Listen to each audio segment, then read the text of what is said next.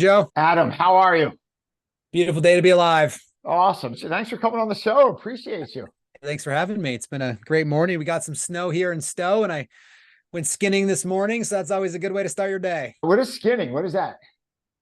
So basically, you take an alpine binding that's they call like an alpine touring binding, so you can turn it so it actually operates as if like it's a cross country ski, and then you put a skin underneath the ski so you can climb up the mountain. And Wow. so you may have seen it's actually coming into the Olympics in 2024 or five. And when you get up to the top, you turn your binding back around, you put your boots in downhill mode, and you take the skin off, and now you're skiing downhill. Wow. It's It's, honestly, it's the most incredible workout because you can be in really high heart rate zones without the intensity of your knees and running because it's such a smooth motion of hiking. And yeah. then the best part is you don't have to then walk down. Yeah, sure. You don't have to walk down. That's half the battle. You get fresh snow. Are you near Smuggler's Notch? Are you near Yes, there? I live in Smugglers. No, I live in Stowe. I live on the mountain in Stowe. Yeah. Really? That's a special place. Yeah, it really is. It's All right. pretty wild community and everything's pretty cool about it. So cool. I appreciate you coming on. I'm doing some research. Love your work on setting goals, but not being attached to the outcomes. A big question we could discuss is like how someone can balance business success and have inner peace. Sometimes they seem so polar opposite, right? You have the hard chargers that are miserable. You have the people that are so chill, but they got nothing going on. Like, how can you have both at the same time? Absolutely. That's the fundamental question that we get every day. And yeah, I'm very impressed with your podcast, man. 250 episodes. Yeah. Yeah. But Thanks. Yeah. It's been fun. I started it. I've got about 1,000 people that work for me. So I started it as instead of doing individual calls with everybody. So I started a while ago just doing it and then it just started taking off. And so I just continue to do them. And I was doing it with my chief of staff for a while. Now I have a director of learning that I do it with who's really big into spirituality and also business. And they can ask some great questions in there. And we try to do like 2 or 3 every other week so that we just kind of get ahead with what they are and do them on our time. And I do enjoy interviewing is mostly because I just finding the time to bring people on and then having to do the research of the individual to make it an effective interview. For me, in my current life situation, it started to be a little bit of a challenge. So I just went back to doing them non-interview. yeah, the interview is no joke. Or like, especially you have a guest like yourself, you have so much material to cover just to have like a Yeah, decent conversation, and you have to line up like what works for you. You're good on Monday, but Mondays are offer for exactly. them. Yeah, yeah, Yeah. not easy, but good stuff. Let's rock You and do roll. you are you in jiu-jitsu? I do. Yeah. Do you train? I did MMA fighting for a while. We can talk about that in the podcast. Oh, okay. I did not see that. I Googled the Yeah. heck out of you. I did not. Is that on? I didn't find that. Yeah. We can jump into that in a little bit if you want. Yeah. Okay. Did you train jujitsu? Did you? I did. Yeah. That was my fundamental practice. And then I got into Muay Thai and boxing but jiu-jitsu was my number one kind of go-to. Oh, let's go. We had a sunrise class this morning. So when you're on the Awesome. mountain, I was on the mat from 6 to 7. We rolled like 20 of us try to kill each other before we go to work. Oh, Awesome. awesome. We'll definitely get to that. Adam Hergenrother, welcome to the show. Hey, Joe, thank you so much. Excited to be here. And I just wanted to say thank you for all the work that you do and the prep work to bring your audience value of having guests on. So thanks for all that you do. Oh, I appreciate you. Thank you. Adam, for our listeners who may not be familiar with you and your work, who are you and what do you do? Such a big question to answer. I always joke because when people ask me who I am, I instantly say, well, I'm the one who witnesses and watches life and experience life. But I know what you're really getting at. It's because who we are is the one who gets to experience the unfolding of the moment in front of us. But from the roles that I play in life, right? I am a CEO. We've got over 1,000 people that work for me. I borrowed $8,000 to start my first business. And so over the last 20 years, I've built it from myself to where we are today and spans across multiple different organizations, mainly in the real estate world, brokerage, healthcare campuses. We have a kind of an expansion platform team that has done very well in terms of where we are nationwide with that. I love coaching and training, and I've always kind of made that the backbone of our organization is to use business as a conduit for personal growth. And it's been a wild journey, Joe, over the years to get where we are today. Adam, I want to get into how for over 13 years, you basically bootstrapped your way to a $1 billion organization. 1,000 people work for you. I want to touch base on your book, The 200% Life. I just love the title. The 200% Life, your guide to spiritual growth, business success without meditating on a mountaintop. That's perfect. Also, too, want to get into one of your big picture ideas, how you have to master your inner world before you master the outer world, and how business success and peace of mind are not counterintuitive to each other. And doing some research, learned you may have been an MMA fighter, did some jujitsu. So maybe we'll touch on that a Lots to little bit. unpack on there. Yes, exactly. Lot going on, lot going on. Anyway, so before we do all that, where'd you grow up? I grew up in Vermont. We have more cows than humans. And if you had asked me at the time when I was growing up, I would have been down on Wall Street.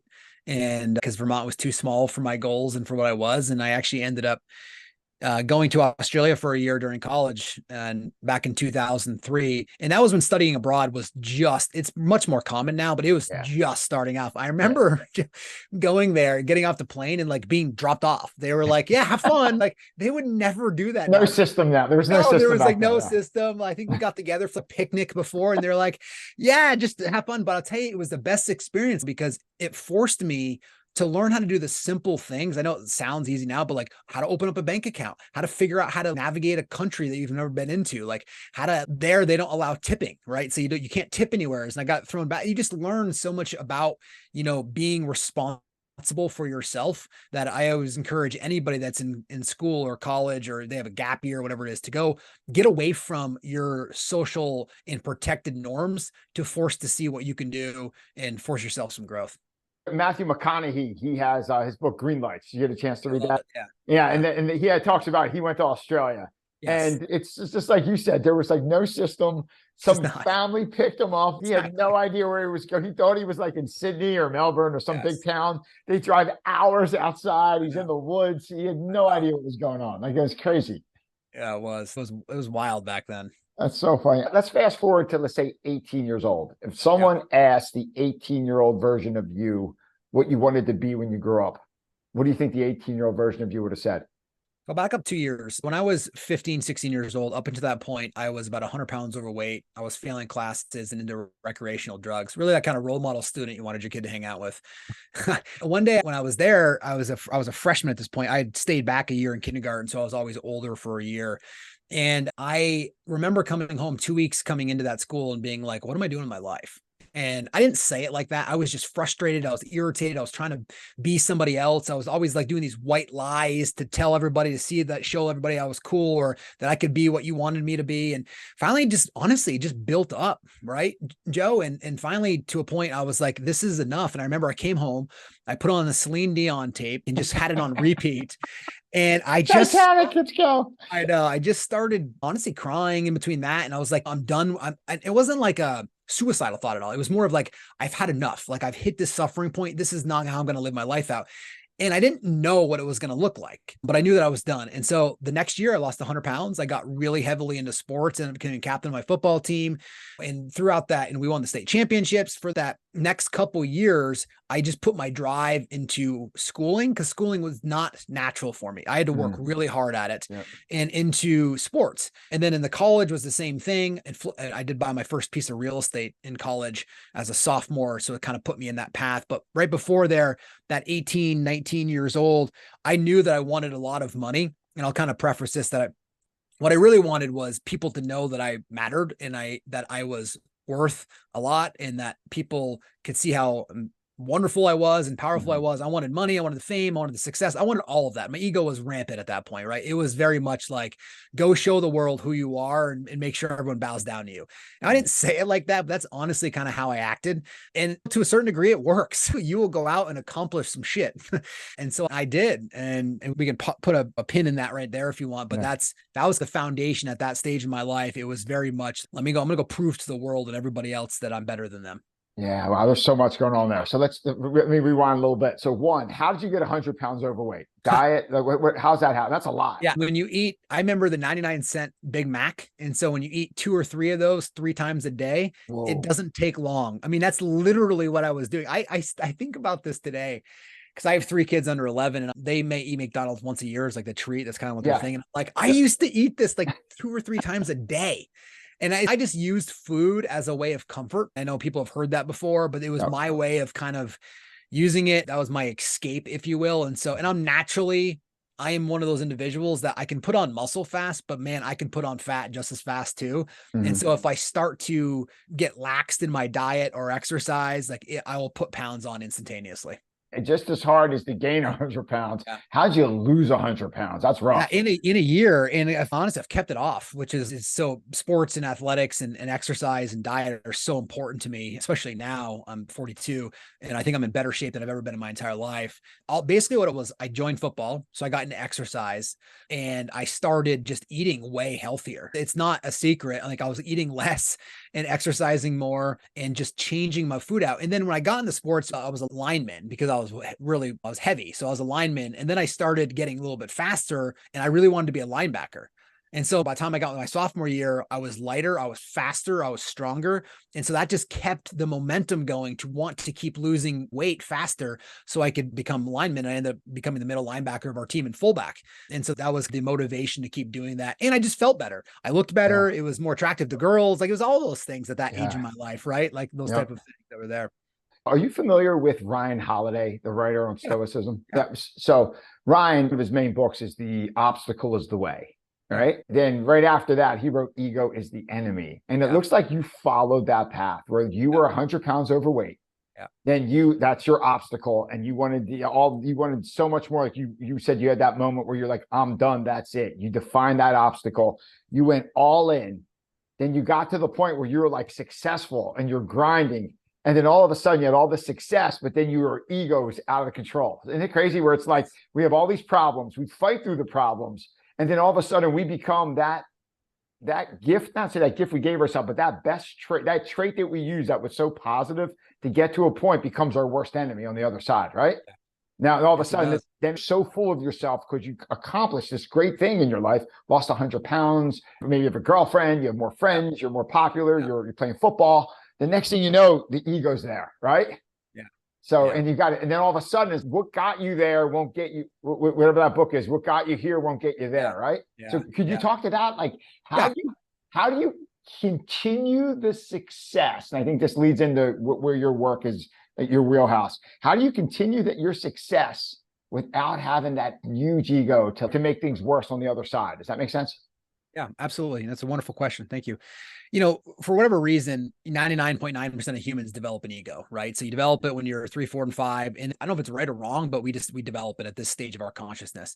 So for me, when I was getting into college and then getting into the business world, I had this goal, Joe, of $500,000 in net income. I was hell bent on like, once I get $500,000 in income, somehow there's going to be a fruit tree in my backyard that's going to fill me with peace every single moment, right? That's kind of the bought in. What most people think of in our world, especially, go be successful.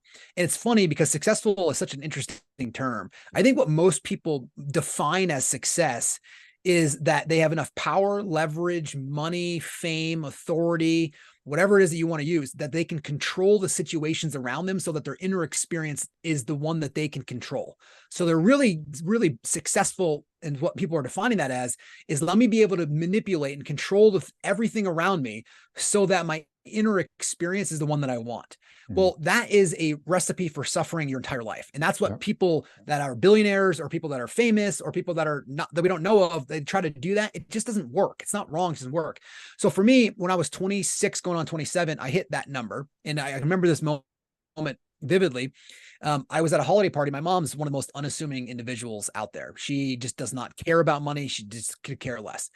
And I was there. I was like, hey, Mom, I made $500,000 last year, expecting her to be like ecstatic. And she was like, oh, that's great. Pass the ketchup. And in that moment, it had been building up, though. It had been building up for me. But in that moment, I realized, I was like, shit, people don't care. And then I asked a deeper question. I was like, well, do I even care? And it wasn't like I got depressed, but it just put me in this kind of path of going like, what's the point of all of this? Like, this is not clearly giving me this inner experience that I'm looking for. By getting everything that I want outside is not doing the job inside that I expected it to, that everyone told me that it would be, that everyone said, if I get this, that everything's going to be perfect. And it's not. I still have this tape playing. I still have these emotions that I'm getting glued to. And so I said, there's got to be a different path. And so for me, that's when I got introduced into what's called transcendental meditation. I'm sure you've heard of it. It was kind of the gateway drug for me into spirituality. Call it spirituality, call it personal growth, whatever you want to, it doesn't matter. To me, spiritual or personal growth is just being able to handle the reality of life. So let me give you an example. if you are a leader in business and you can't handle an employee leaving or somebody firing you or giving you criticism or a lawsuit, then you're no good to the situation. If you can't handle yourself in any situation, then you're no good to it. If you are a parent and your child is screaming, you're no good to being a parent if you can't handle the fact that your child's acting up.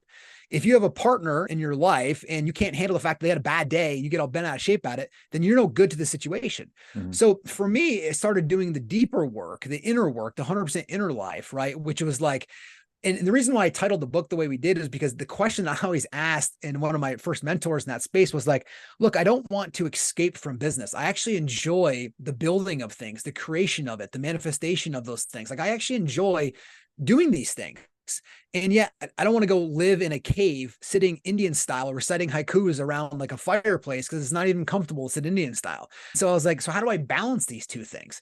And that's really ultimately what ended up coming to the 200% life. But this was about 13 years ago when I asked that question. And so for me, the minute I stopped, and this is kind of how I can say it now, I couldn't say it the same way then, but the minute I stopped meeting the moment and trying to take something from the moment and meeting the moment and trying to raise the moment up so the moment is better off, I actually succeeded wildly in my business. Everything else became easier. And more importantly, there just was a lightness to it. I became lighter. I became more peaceful. It wasn't perfect, but there was these moments and just, it was a better inner experience. So then over the course of doing all this work and meeting, I've met Ryan many times and Michael Singer and I've set personal days with Michael Singer, if you haven't familiar with any of his work, and a bunch of other spiritual individuals that are out there that have built businesses and kind of conquered these things. And I asked a lot of these deep questions. And what I realized is you can do both. Life is really both. It's 100% inner world. It's 100% outer world. But most of us right now believe that if we go and spend 100% of our time in the outer world, that will automatically change our inner world. And for a moment, it does. When you go get what you want or avoid what you don't want, you feel relieved or you feel good, but only momentarily. And then there's something else that jumps in there. Mm-hmm. So instead of playing this game your entire life, you wake up and say, I can still build a big business. I can still have a small business. I don't have to have a business at all. I can do whatever it is that you want to play with the roles that you have out there. And while my primary responsibility is for self-realization, self-actualization, or just to know thyself.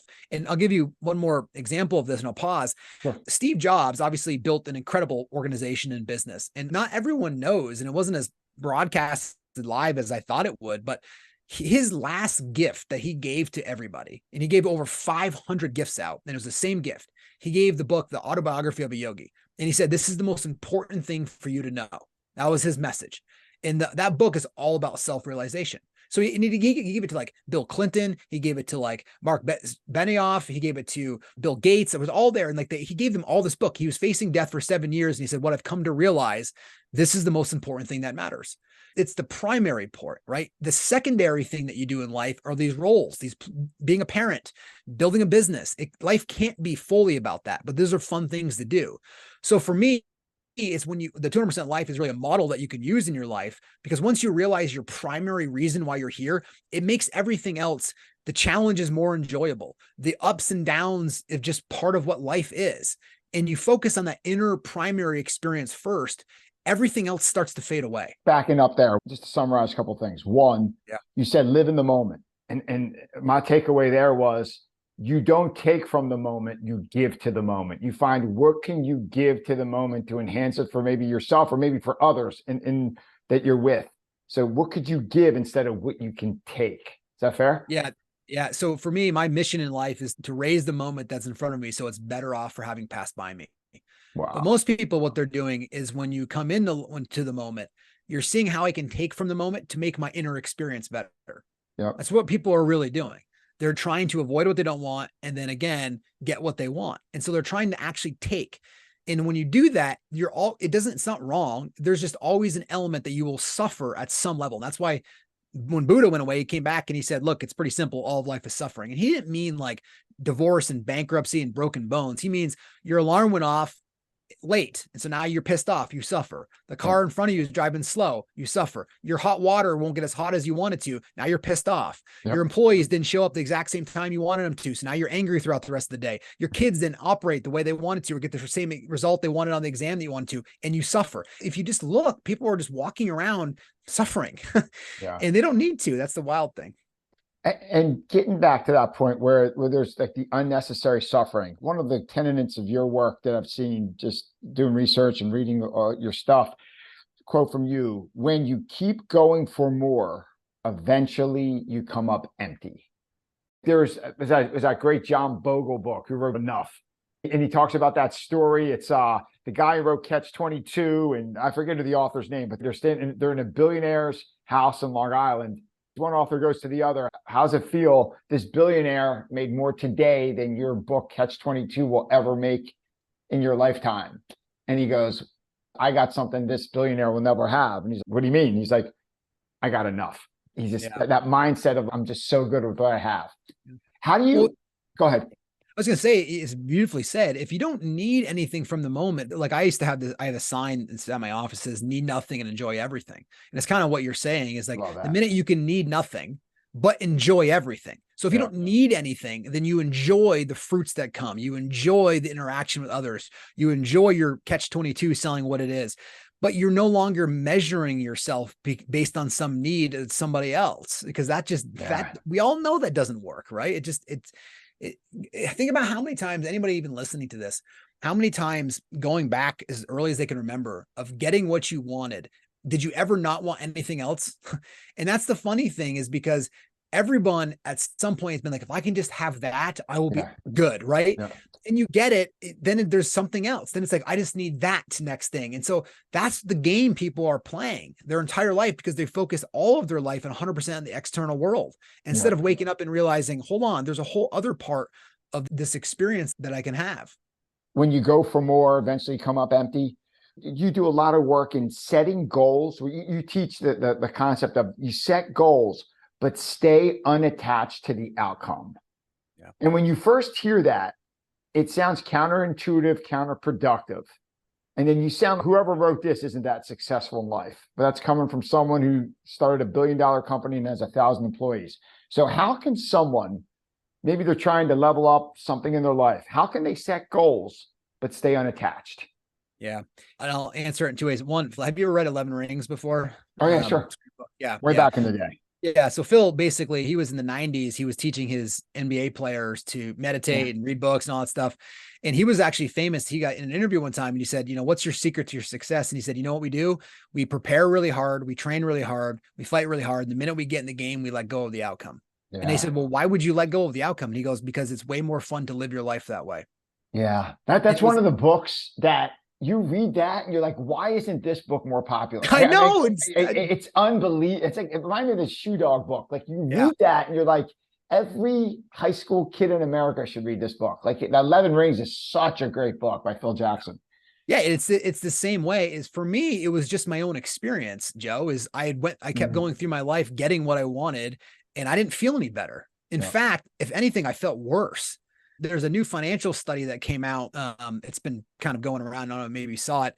It's, they're kind of a rebuild of the original one that said, the happiness factor based on how much money you make. It used to be like 70,000. Now it's like 92,000 with inflation. But what was really interesting, there's 2 points in that study. One was, it was like, okay, up until about $90,000, you can incrementally increase some happiness because your basic needs, shelter and stuff, which I understand, right, can take care of. It's really 0 to 50. And from 50 to 90, it goes up. But at 90, it doesn't go up anymore. And what's really fascinating, at around 480,000, it starts to drop. Isn't that wild to think of? So it's the same thing that everyone's go get more money, but yet the research is saying that's actually the opposite of what happens. The more money you get, if you don't do the inner work, what's going to happen is you realize going to get more money is never going to turn me on. And before you get it, you have this hope that, oh, I'm going to get there. And then I'm going to feel this feeling that I'm looking for. But then when you actually start accomplishing and you start making millions of dollars a year and you're going, this doesn't work, right? This whole like propaganda that I've been sold that go get more successful is going to make it work. Now, I just be clear. I'm not saying don't go and enjoy that. I'm not saying don't go build that, right? At all. You're just not building it with the intention that by getting it, it's going to make you feel fulfilled. Yeah. That's the difference. So it's never about not doing something or doing something. It's this small, and this is where people miss that comment. When they hear it, they dismiss it and they go, oh, of course, easy for that person to say they're a billionaire or a millionaire or whatever it is. it's not about not going after something. It's about not going after something and expecting it to change how you feel permanently inside. That's the mistake people make, because you do that and it's not going to give it to you. And then you're going to feel more lost. And then you're going to want to go get more money and more fame, because that's what your mind convinces you when it talks to you that you need to go do. That's so true. We got to kick this around. You brought the 480. When you get the 480, so you get to 92 incrementally, kind of levels off. When someone hits 480, or maybe you and your spouse make 480 together, it goes down. Yep. Here's a fun question. Why do you think it goes down? I got my thoughts, but you go ahead. Why do you think it goes down?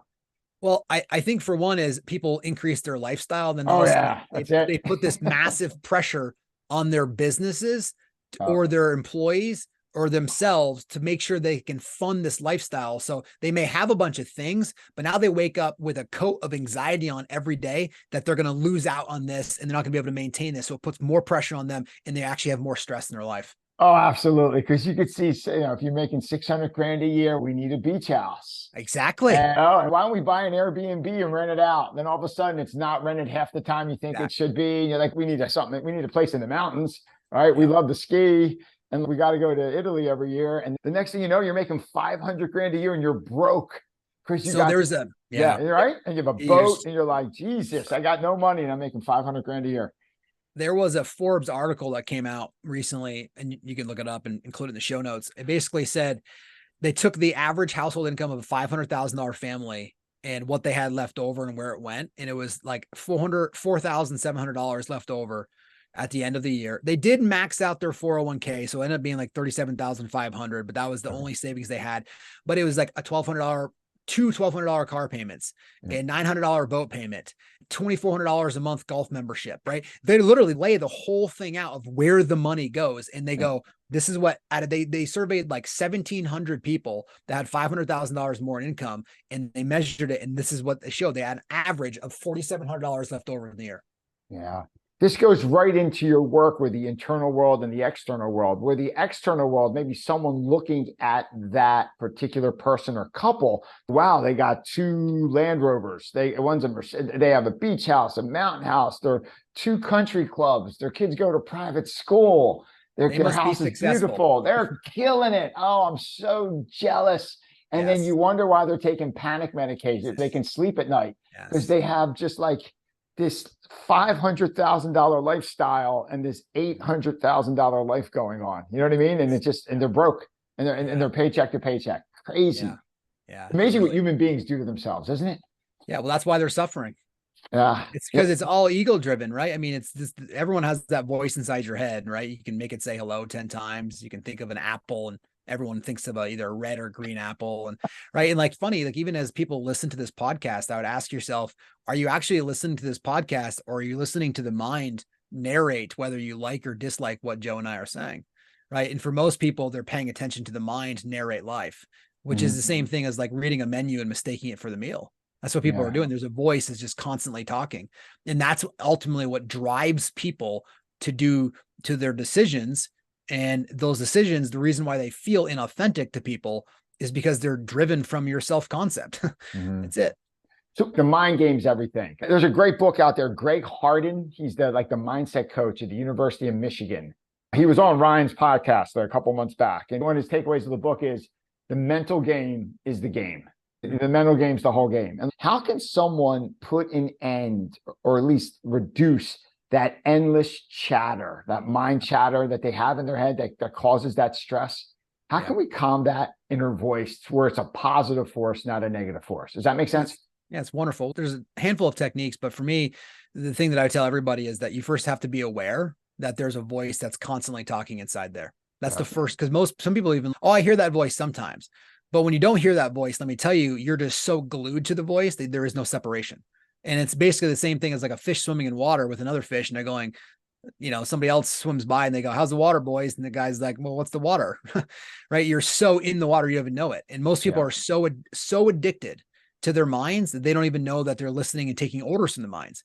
So the first thing is to create this awareness. That's why everyone's teaching at present moment, or wake up, or be aware. And all that means is that I'm aware that there's this wild voice that says a whole bunch of crazy stuff every moment of every day. And then sometimes you listen to it. It's the wild this thing. Like you literally, it'd be like turning on Alexa and listening to everything it tells you to do, because that's what your mind is doing. Your mind only knows based on experiences that it's had. And if the world's been here 4.5 billion years, you've been here for 40, 50, 60, 70, it would be like having a 300 million page book, reading one word and going, I know everything that's going on in this world. And that's the most egoic thing that people can actually think of, because they think they know what's going on. They have no idea how you got here. You have really no idea where you're going. You don't even know why you're here. And yet you're like, I know how to make myself better. And it's just, so you take a step back and get some awareness. And that's why there's practices and techniques that you can do. Like one that I used to do a lot early on, whenever I would get out of my truck to go in my office, the first thing I would do before I got out, took 2 seconds, I would stop and go, I'm not here to take or get anything from my employees or my clients. I'm here to contribute and serve to the moment. And I didn't say it as like some cliche way of doing it. I was just a reminder of being like, I'm not going to take anything. And then every time I walk through a door, I would remind myself of that. Every time I picked up the phone, I would remind myself, I'm here. I can handle this call. I'm here. I can handle this call. And all you're doing is you're building up the strength. Just like if you wanted to learn how to roll on a mat in jiu-jitsu, you start with certain holds. You start with figuring out how to tie a gi, right? You start with the basics. And as you build with these things, it becomes easier. So the place that you start is to first become aware. And then when you're bothered by the voice, you relax. I always say RRA, which you relax, you release, and then you act on stuff that you can handle. Now there's going to be plenty of stuff you can't handle and you'll get glued. But for instance, if it's raining outside and you all of a sudden find yourself being pissed that it's raining, in business, you'd call that 100% cost and zero benefit, because there's nothing you can do there. Right. Yeah. So in that moment, you feel the energy, you relax around the energy, you release the energy, and then you act.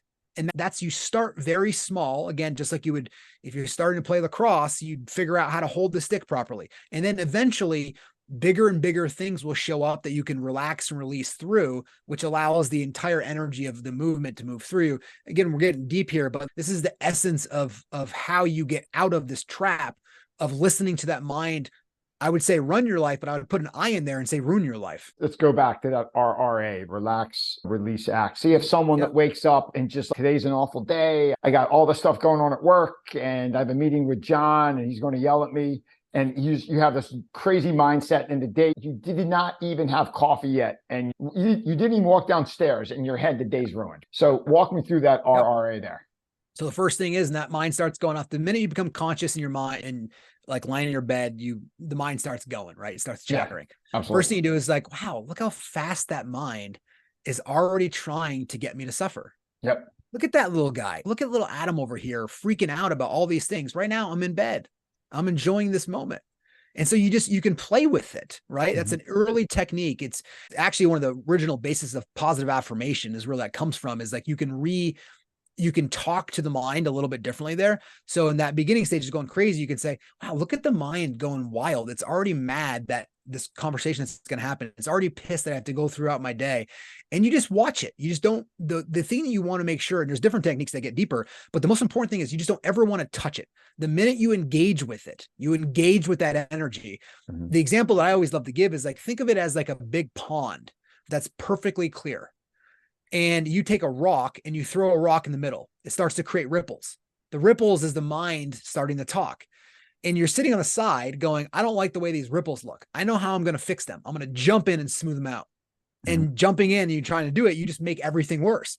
That's what you do with your mind. The mind creates a ripple. Remember, the mind is just doing its nature. Just like a wolf howls, a deer doesn't eat a rabbit, right? It eats grass.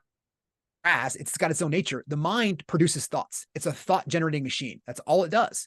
And so what you do when you're in there, you just allow the mind to do its dance and you just don't jump in the pond and try to smooth it out. The minute you touch the thought, you touch the emotion, right? It doesn't mean you don't experience them, but the minute you engage with them, you're gone. That's when there's that precious moment, right? Everyone knows this moment where you can feel it building up. You feel the energy shift. You feel it starting to build up. And all of a sudden you have this moment, you go, if I go one step further, what is that? What are you really saying? If I engage with this, if I put my consciousness into this, I'm now going to be lost. And now it's expressing through me. Mm-hmm. However, what you can do is if you can sit behind it and allow it to work its way through you, it has nothing over you. It can't grab you anymore. And that's the real work that people do. And so in that situation, the mind starts going crazy. You just have fun with it. Look at it's getting so upset. If the car in front of you, this is something I do to this day, is driving 10 miles on the speed limit, I'm like, wonder if it can go 15. Wonder if it can go 15 on the speed limit, right? Whatever it is you need to do. And then, eventually the real definition of spiritual or personal growth is that when something used to bother you, it just no longer bothers you. Because that's the absolute freedom that people are looking for, Joe. People are looking for the ability to walk through life with no anxiousness, no stress, not being afraid of what's going to happen outside, because you can't control it anyways. What you actually control in the world is like 0.0 carried out 100 different deaths. Exactly. So why can't you just appreciate and enjoy the unfolding of what's around you? And the reason why you can't is because you have that mind telling you why you can't. Yeah, I guess that's the release part. Then the act. What would be the act? Say someone woke up, it's gonna be a bad day. You have it in your head, right? Then you realize it's just the mind talking. It's not real. It's the mind playing tricks on you. You get it. You put it to the side, and then the act. What would the act look like? Yeah. Well, and a lot of times that people have gone pretty deep in this teachings, the number one question that we continue to get on a daily basis is like, okay, I can relax and release. Like, how am I supposed to just like let people run all over me? Am I supposed to just say yes to everything? And then people get tripped up by the word surrender. They're like, so I'm just going to surrender my business. And they get all frustrated. And it's like, I do it like in the video. Like, that's what people do to me. They're like, so Adam, like, am I supposed to just surrender and let a lion eat me? Right. And it's like, you're missing the entire point of surrendering and what you're surrendering to. What you're surrendering to, what you're relaxing to, what you're releasing to, then I'll get to the act part. What you're doing is you're allowing the emotion itself to be free. Anger has a vibrational pattern to it that is anger. It's not going to be changed. It's just anger. Jealousy has its own thing. And think, by the way, how smart you are in there to be able to identify the different feelings of energy. You can tell the subtlest difference between you're like, I'm irritated, Joe. And you go, no, I'm frustrated. Nope. You know what? Now I'm jealous, Joe. Like, how do you know who's in there that experiences the different subtles of energy? So that's why you just know you're in there. You're already saying these things. So you're not your emotion. You're not your voice. You're not your body. You're the one who's in there experiencing these things and then using the body to express itself. So anyways, so you get to this. So that's what you're surrendering. You're not surrendering an act. You're not surrendering to somebody else. You're surrendering the personal self. You're surrendering your ego, your self-concept, so that you can then be clear and then act. Like, if you are a doctor and you can't handle the sight of blood, you're no good to the situation, right? So for me, in leadership is all about making the highest quality decisions that you can make on a daily basis. Same thing would go with parenting, same thing with going with friendships or your partnerships in your personal life, right? So if you work backwards and you relax and release when you're disturbed, you then can operate from a place and act from clarity. Everyone always knows this example. An email comes in and you read it and you're freaking pissed, right? Now you're angry, you're frustrated, your mind's going ballistic. It's telling you how you need to get back to them. The emotions are roaring, your heart's picked up. I mean, you are fully engaged in this emotion. You send the email out and it feels good to hit send. And the next morning you wake up and you reread your email and you're going, man, what was I thinking? Right. So instead of acting from the energetic state that you being all bent out of shape about, when the minute you relax and release, then you act. Because then the next morning or the day after, when you send that email, it's a different email. You now are acting with higher amount of clarity. And it's the same thing here. Again, if your kids are freaking out and you about to freak out, walk outside for a minute. It's fine. They'll stay themselves. Walk back in there and then handle the situation. So it's never about not acting, but you can't act from the emotion, because if you do, it's not the highest use of you contributing to the moment. And sometimes it's the worst version of you when you're angry, absolutely. Yes. Tired, whatever it is, frustrated. It's going to be an emotional response. And I would say 99.9% of the time, you're going to want back what you did.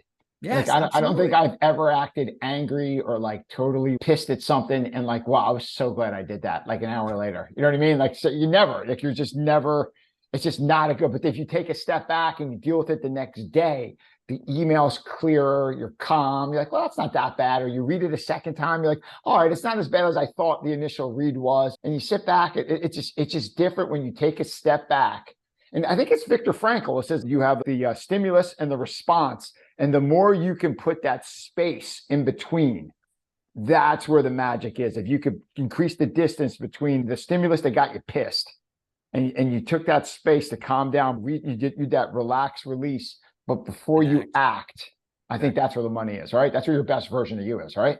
That's exactly right. You mentioned about clearing your mind before you wake up. Before we hit record, I was mentioning we did Sunrise Jiu-Jitsu today here in Philly and doing some research on you. MMA career started in jiu-jitsu. Tell us about that. Tell us about your jiu-jitsu journey. Yeah, it was pretty interesting. After football, I wasn't sure if I was going to play football in college. And then I realized when I played in we have like a championship game, it's called like a state game. And at the time, I thought if you would ask me, I was like, I'm going to Notre Dame, right? And then I played in this game and I realized that I sucked at football. Like, there was so many better people. And it was like, I remember walking out of there, I was like, well, that was a wonderful experience, but I am not nearly as good as I thought I was. And so I got offers for playing like D3 schools. And I realized at that point, I was like, I'd rather concentrate on my education. So I went into UVM into finance. I ended up playing rugby for club. It was fun, wonderful experience, wild game too. And then when I got out of it, I missed some sort of competitive nature. So I got into the business world and I was kind of working a lot more. And I'm like, I'm missing something. I was actually, hold on, for a year, I was playing hockey because I played hockey in college. So I played hockey in a men's league and that was fun. But I don't know if you ever played hockey after school. The games were like 9, 10 o'clock at night. And I was worried. I'm like, awful. I can't do this anymore. I'm like, I'm too old, right? I'm like 23. I'm like, I'm too old. And so there was like a 6-month period of time. I wasn't really doing anything. And then one of my buddies like, hey, do you want to go do jiu-jitsu? And I was like, well, what's jiu-jitsu? But I was like, yeah, sure, I'll go. And actually, do you know who Julio Hernandez is? He trained with Hoist Gracie, the original Hoist Gracies. He actually happens to live in Vermont. He's got one of the biggest schools here. Really? So I went over with him and I did one roll session. I was hooked, right? I mean, yeah. I did it for 3 years. And then after learning a base of jiu-jitsu for about a year, I started really introducing Muay Thai a lot in there. And kind of like a lot of things I do in my life, when I go after, I go really hard into it. So I was doing this every day, twice a day for a period of time. I started connecting with Tom Murphy, he was the one on the Ultimate Fighter, the season 1. He happens to he's a really good friend of mine. And so he kind of got me into the whole, let's spar and we get in this. And there was 3 fights coming up. So I entered into those 3 fights and I was 2-1. I won my first 2 fights. And then my last fight, I was fighting a guy from Hawaii and it was a 5-minute round. And I remember if I can just make it like a minute, I'll be pretty excited. And we made it to 4 minutes and 50 seconds. And I was playing defense the entire time, by the way, but he finally got me into a leg bar and I tapped out as soon as he got me into that leg bar. So I did 3 of those. And then from there, I actually transitioned relatively quickly I did 21 Ironmans too. So I transitioned into doing endurance athlete sports into that whole period. So I've done that. And then when COVID hit, I've just been mountain biking, graveling and skinning in the area that I live in a lot. The jiu-jitsu, how many years did you train? About 3.5 years. Okay. Was that blue belt? What'd you blue get belt. to? Yep. Okay. Blue belt. And can you remember your first class? Like they put you in a move or they do what was the move that you're like, I'm hooked, I gotta learn? Well, you know, it was funny because I'm like 205 and pretty big guy. And my Julio Hernandez is like 140 and he's tiny. So I put this gi suit on and I was like, dude, I will take you, right? Like we were just joking around. You got him. Yeah. And dude, he flipped me so fast and had me in this position. And it was one where he got me in the guards and then he had my gi like sideways across my neck and like in this position. And I was like, oh my God. And so I tapped out and I was like, I'm addicted to this. How did you just do that on me? And I just remember that first day. It was wild. I also remember the first time I got kicked in the face, by the way, in Muay Thai. There was a guy that was also training for the fights and we were battling. I had headgear on, right? And it's because we were full on battling, but man, I left my right down after a shot and he just timed it perfectly with this roundhouse. Yeah. And it was like, I never forget that first time. And it was like, I mean, he stopped and made sure I was okay because he would have destroyed me. Cause I was like, I'm pretty sure like I in the air passed out for a second and then kind of came to on my knees. A round kick to the face is very centering. Like you don't think of anything. There's nothing else going on in the world, but that kick would just hit you in the face, right? Exactly. Yeah, and it's crazy how like you think like, oh, like you said, you're big dude, 200 pounds, right? You're like, I play football. You're like, you play Yeah. football. You're like, I'm a tough dude. And then you step on the jujitsu mat. Yeah. And it's like, you can't believe the ignorance you were walking Yes. around the world with, right? Like, oh my Yes. gosh, Yes. like, what Yes. is this? And You know how what's come no one told me about this before? Yeah. You know what's wild is before that, I had no idea how much strategy and training went into fighting. Mhm. That was like the biggest, I think that's what you were saying. I was blown away by how much technique is actually used in fighting. Like you kind of think that, but you don't realize it until like every move. Like there's a move that I teach to my like the kids. I don't know if you know what it is, Muay Thai. So it's basically like when you're in this position, it's like the easiest move if you're ever in a fight to anybody that doesn't know what they're doing. And you, whatever you're strong, dominant, like I'm a right-handed puncher. So like you put your left foot forward and you go and you do like one or two quick kicks to the leg just to show that you're kicking, and you hit their kind of leg and you kind of make it hurt if you can for a second. And then in the third one, you actually fake it. But so you go in for the kick and you start to move your hips, and they always drop their arm. Everyone always drops your arm if you're not a trained fighter, and it leaves their entire face wide open. And you can just come in there with a center right hand that just usually drops every single person in any fight, unless they're an experienced fighter.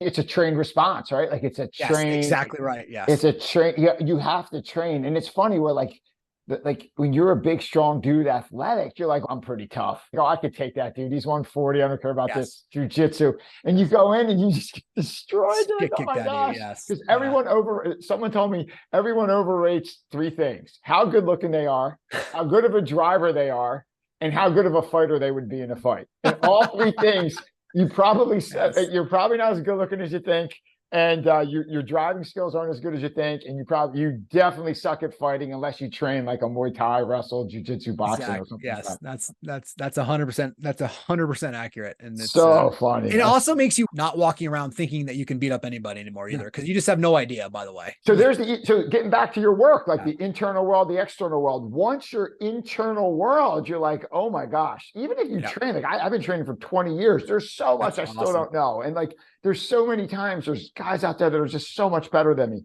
And then you go out there and you get humbled on the mat, and you're like, wow, like you have a very good idea of what you're good at and not good at. So Yeah. if someone calls you a name, you're like, you're probably right. or like, Yeah. you know, oh, yeah, or he'd call me worse if he actually knew me Yeah. better. You're like, you don't need to fight over names. And the ego is just not there because you just got it choked out of you on the mat, right? Yeah. Punch How that. often, how did you get into jiu-jitsu? I took stand up for like 12 years, and I was Yeah. a second-degree black belt in Kempo. Thought I was pretty tough. I'm not a big dude. I'm like 140 with my gi on. And I thought I was a tough dude. And then there was a Maxercise. It was the first Brazilian Jiu-Jitsu Academy on the East Coast. And Royce Gracie's strength and conditioning coach for UFC 1, Steve Maxwell, opened up. He lived with the Gracies. He at the school in Philly. I go down. I'm at least I know what I'm doing. And he put me in a move. And if he didn't let go, it was like this like really low headlock. He grabbed me and like dropped down really, really low. And he's like, get out of it. And if he didn't let go, I would still be there on 7th and Chestnut Street. I had no answer. Yeah. Like 12 exactly. years of stand up. I had no answer. And I'm like, then he goes, do it to me. And I did it to him. He's like, boom, boom, boom, flip, arm bar. And I'm like, where do I sign up? Like, I have no idea. I have no idea what I'm doing. Like, I realized after 12 years of stand up thinking, I'm like, oh, I'm pretty tough in a fight. I'm like, I have no idea what I'm doing. I traded I guess where the ego, I was smart enough that I released my black belt and I took my white belt in jiu-jitsu, which was one of the best things I've ever did. Yeah. You probably are you now a black belt in jiu-jitsu? Yeah, I was lucky enough to get it last Awesome. summer. Phil, congratulations. Oh, thank you very much. Yeah, it was a grind, man. That is a grind. That people don't realize the path to getting any type of belt in jiu-jitsu is not easy. Not like karate necessarily. Not that it's easy in karate either. I'm not denying it's different. It's like it's not different, apples and oranges. Exactly. Yeah. Yes. Because there's no, and granted, I trained stand up for a long time. There's no much respect to anyone who trains anything, but there are no 12-year-old black belts walking around in jiu-jitsu. Exactly. Where you'll see that at the local Taekwondo school, right? There's no, there's you'll stay the same belt. Like I was a blue belt in jiu-jitsu for almost 7 years. Yes, exactly. Going 3 times a week, right? Just getting my ass kicked. I remember I was like white, and I won in this internal match, and they gave me like a yellow stripe. I was like, what was this all? It's home. It's all. That's great stuff. Thanks for sharing that. You're our baller for stepping in the MMA ring. But, It was fun. It was fun. how about move over to part of the interview we call "Share Your Secrets," just so that our guests can just to get to know you a little bit more as a person. You're an author. Most authors are really big readers. Is there a book that influenced your life or changed your mind more than any other? Do you have a favorite book? I do. Michael Singer's The Untethered Soul. Wow. Okay. What's your takeaway with that book? Well, it was the introduction to the 200% life for me, which is like, hey, Michael is this very wonderful spiritual individual, but he also built $1 billion business. And so it helped answer a question for me, which is, can you do both? And again, if you talk to Eckhart Tolle, which I'm sure you know who Eckhart Tolle is, the number one question he gets is like, he drinks Starbucks every morning. I know you kind of like your coffee shirt, right? He drinks Starbucks every morning. And he was like, Adam, the interesting thing is he's like, every time I'm in Starbucks, people look and go, how come you're here? And he's like, well, what do you mean? He's like, well, you shouldn't be drinking coffee. And he's like, why? And he's like, I enjoy coffee. So like, it's kind of like removing this stereotype of anybody that's a spiritual person is not sitting in the Himalayas, like doing that. If that's what they want to do, that's fine. It's actually, it's about part of the reason I wrote the book was to remove any of these stereotypes of like a spiritual person can't have a plane, or a spiritual person can't drink coffee or drink wine. It has nothing to do with that. It has nothing to do with those external things. So it really put me on that path and allowed, he's been a huge mentor in my life over the last 10 years. Have you met him? Have you met Eckhart Tolle? Yeah. Yeah. Wow. I spent a bunch of time at his house. That's phenomenal. The power of now and a new earth. Did you say Eckhart, Michael or Eckhart? Oh, Eckhart. Yeah, no, not as Michael. I've spent time with personally. Eckhart. Oh, wow. No, yeah. But Eckhart, his book, the Power of Now, is just it changes the way you look at the world. It's awesome. It's absolutely crazy. Oh, thanks for sharing that. How about this? Most successful people like yourself are routine people. They either have a routine how they start their day or end their day. What's like either the first hour or last hour of your day look like? What's that routine to get you focused going? Yeah, I'm up between 4 and 4:15 every morning. The first thing I do is I drink water, walk outside, even if it's snowing or raining, and just take a couple deep breaths, drink water, and then I meditate for 20 minutes. And then I get in a series of about a half an hour of journaling. I journal about each one of my kids, my wife, and then the good, the bad, and the ugly. And then I get into in between 1 and 3 hours of exercise. And that's how I start every day of my morning, including weekends. Awesome. What's your favorite exercise? Get going. I love skinning more than anything right now. I did 400,000 vertical feet of skinning last year. Wow. So I skinned this morning. That's by far my favorite exercise. Oh, that is awesome. How about this? This question I stole from Tim Ferriss. What purchase of $100 or less has most positively impacted your life? I would say a book. It would be the first thing that came to mind. If it's like another item, I'd probably say it's Apple earbuds and Audible, because I have a tough time. I have a tough time sitting down and reading a book. But if I am moving or driving and I have an Audible earbuds in and I'm running or exercising or skinning or mountain biking, like I can crush a book in a day. It's wonderful. Those earbuds are just game changer. Audible and earbuds. And and podcasting. I mean, podcasting, there's some great but like absolutely. Sometimes I will wake up wide awake I wake up at 4:00, and if I don't feel like getting out of bed, I'll throw the earpods on and listen to a podcast or an Audible book. And it's just a great 20 minutes before you get going to start the day. That's awesome. Thanks for sharing that. Yeah. When I said Audible, I meant podcasts too, both books and podcasts, because I listen to both. They're both just amazing inventions over the last couple decades. What's some of the worst advice you hear being dispensed in your field? The worst advice, I would say, I was trying to find a different one than how I answered it before, but I still think the worst advice for anybody in business is that they're sold that if you go get power, money, fame, any of those type of emotions or any type of those leverage and a bunch of money, that you're going to somehow feel successful. And I think people are sold that and they go after it for that reason. And it just doesn't work.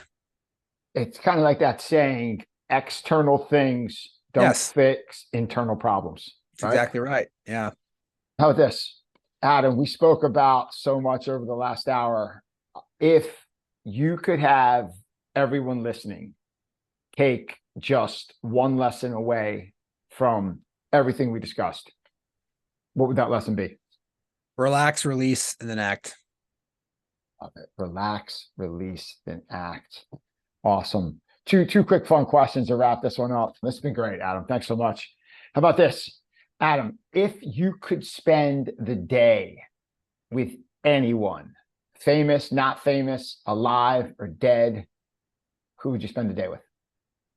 I mean, instantaneously, I'd say my kids. I know it sounds so there, but I love my kids and I love spending every moment with them, and that'd be my answer.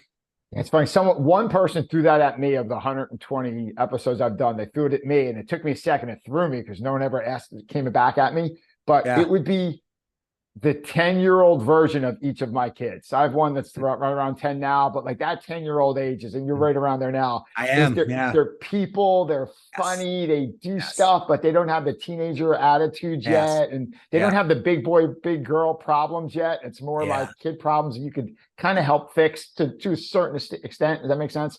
Yeah, they still snuggle with you. Yeah, they like you. We're in like sports together, and like they're looking at you at the sideline. You're winning champ. It's just such a man, it's magical. It's magic. No, I appreciate it. About last question, Adam Hergenrother. If you had to get a quote or a saying tattooed on your body, what would that quote or motto say? Say, need nothing and enjoy everything. Need nothing and enjoy everything. That is a mic drop. That is about as good as a spot as any to wrap this up. Adam, thank you so much for joining us. It's been an honor to have you on.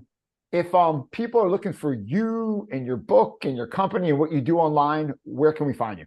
Yeah, you can go to adamhergenrother.com. The 200% Life is on Amazon, and the Audible will be out probably about the time the show comes out. So we just launched the book, and I'd love to hear from you if you listen to it. And then adamhergenrother.com there's a bunch of other stuff about our companies and free downloads and all the stuff that we do over there. Great website, great book. I'm going to put all of them in the show notes. Adam, wish you continued success and keep rocking. I appreciate you joining us. Dale, thank you so much. It was great. You asked some great questions, a great dialogue, and hopefully the audience will enjoy it. So if I'm ever up there, I'll go skinning with you. You can kick let's do it. Yeah. Awesome. I appreciate you. Thank you so much. Joe. See ya. Take care. Bye. Bye, buddy.